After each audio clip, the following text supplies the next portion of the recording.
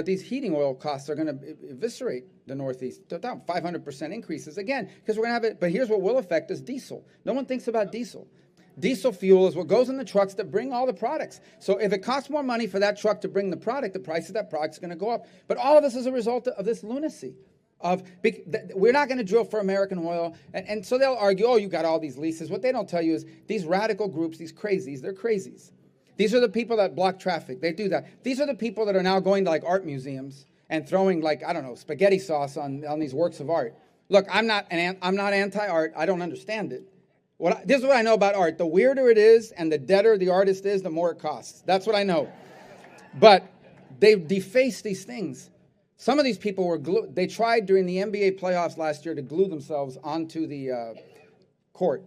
And I'm going to be honest, I'm going to confess something. I was hopeful they would succeed because I just wanted to see what would happen. Like, do they play around him? Do they sweep him off?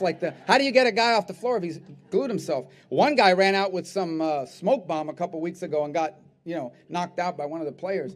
People, oh, we should press charges. Like, what are you doing on the field with a smoke bomb? How does he know what that is? These people are crazy. And they set the agenda. They set the agenda, and the agenda says, you can't. We're going to take you to court. We're going to sue you, and we're going to tell banks not to lend you money. That's another thing, debanking. They want all these people not even have bank accounts.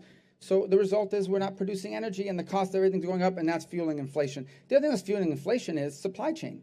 Listen, it was stupid. It was a dumb decision to decide we don't need to make anything in America anymore. Let's make it in China. It's cheaper. It's cheaper. It's cheaper until no one else can make it. Then they can charge you whatever they want, or they can cut you off. And that's what they do today. 88% of the medicines that we rely on come from the active ingredients from China. And the list goes on and on and on. We've got to bring American manufacturing back because we can't ever be a country that depends on other countries.